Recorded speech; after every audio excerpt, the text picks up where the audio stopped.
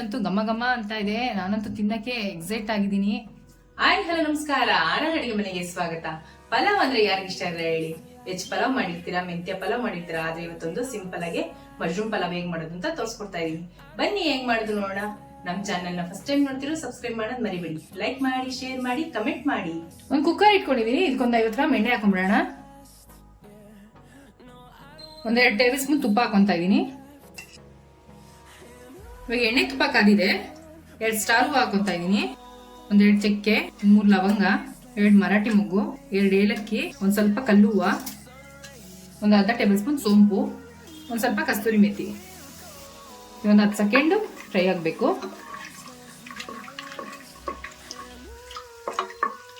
ಇವಾಗ ಮಸಾಲೆ ಪದಾರ್ಥಗಳೆಲ್ಲ ಫ್ರೈ ಆಗಿದೆ. ಇವಾಗ 3 ಈರುಳ್ಳಿ ಸಣ್ಣ ಕಟ್ ಮಾಡಿ ಇಟ್ಕೊಂಡಿದ್ದೀನಿ, ಅದನ್ನ ಹಾಕೊಂತ ಇದೀನಿ.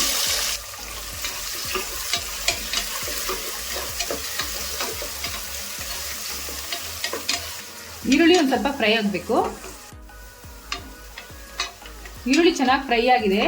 ಈರುಳ್ಳಿನ ಹದವಾಗಿ ಬೇಯಿಸ್ಕೊಳ್ಳೋದ್ರಿಂದ ಪಲಾವ್ ತುಂಬಾ ಟೇಸ್ಟಿ ಆಗಿರುತ್ತೆ. ಇವಾಗ ಟೊಮೆಟೊ ಕಟ್ ಮಾಡಿ ಇಟ್ಕೊಂಡಿದ್ದೀನಿ, ಅದನ್ನ ಸೇರಿಸ್ಕೊಂತ ಇದೀನಿ. ಇದಕ್ಕೆ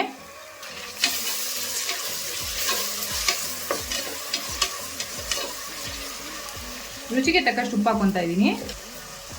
ಟೊಮೆಟೊ ಸ್ಮ್ಯಾಶ್ ಆಗಂಗೆ ಫ್ರೈ ಆಗಬೇಕು. 1 2 3 ನಿಮಿಷ ತಗೊಳುತ್ತೆ.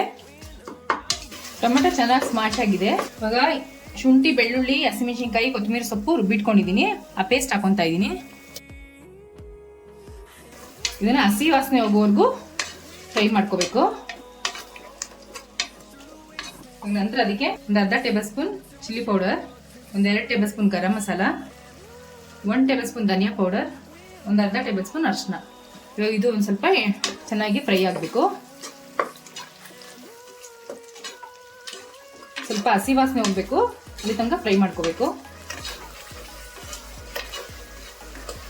ಇವಾಗ ಹಸಿ ವಾಸನೆ ಹೋಗೋವರೆಗೂ ಚೆನ್ನಾಗಿ ಫ್ರೈ ಆಗಿದೆ. ಇವಾಗ ಒಂದು ಸ್ವಲ್ಪ ಮೊಸರು ಹಾಕೊಂತ ಇದ್ದೀನಿ. ಟೇಸ್ಟ್ ತುಂಬಾ ಚೆನ್ನಾಗಿರುತ್ತೆ ಮೊಸರು ಹಾಕೊಳ್ಳೋದ್ರಿಂದ.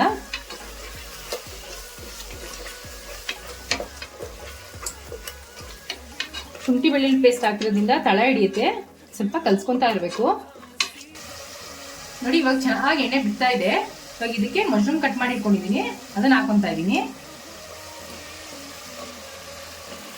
ತುಂಬಾ ದಪ್ಪ ಕಟ್ ಮಾಡ್ಕೋಬಾರ್ದು, ತುಂಬಾ ಸಣ್ಣ ಕಟ್ ಮಾಡ್ಕೋಬಾರ್ದು. ಮೀಡಿಯಂ ಸೈಜಲ್ಲಿ ಮಶ್ರೂಮ್ ಕಟ್ ಮಾಡ್ಕೋಬೇಕು. ಒಂದ್ಸರಿ ಮಿಕ್ಸ್ ಮಾಡ್ಕೊಂಡ್ಬೇಡ. ಮಶ್ರೂಮ್ 1 ನಿಮಿಷ ಫ್ರೈ ಮಾಡ್ಕೊಂಡ್ರೆ ಸಾಕು. ಮಸಾಲೆ ಜೊತೆ ಒಂದ್ ಸ್ವಲ್ಪ ಹೊಂದ್ಕೋಬೇಕು ಅಷ್ಟೇನೆ. ನೋಡಿ ಇವಾಗ ಚೆನ್ನಾಗಿ ಎಣ್ಣೆ ಬಿಡ್ತಿದೆ. ನಾನು 2 ಪಾವ್ ಅಕ್ಕಿಗೆ ಮಾಡ್ಕೊತ ಇದ್ದೀನಿ. ನಾನು ಸೋನಾ ಮಸೂರಿ ಅಕ್ಕಿ ತೊಗೊಂಡಿದ್ದೀನಿ. ನೀವು ಬೇಕಾದ್ರೆ ಬಾಸುಮತಿ ಅಕ್ಕಿನೂ ಮಾಡ್ಕೋಬಹುದು. ನಾನು ಆಲ್ರೆಡಿ ನೀರು ಕಾಯಿಸಿಟ್ಕೊಂಡಿದ್ದೀನಿ. 2 ಲೋಟ ಅಕ್ಕಿಗೆ 4 ಲೋಟ ನೀರನ್ನ ಕಾಯಿಸಿಟ್ಕೊಂಡಿದ್ದೀನಿ, ಅದನ್ನ ಹಾಕೊಂತ ಇದ್ದೀನಿ. ಇವಾಗ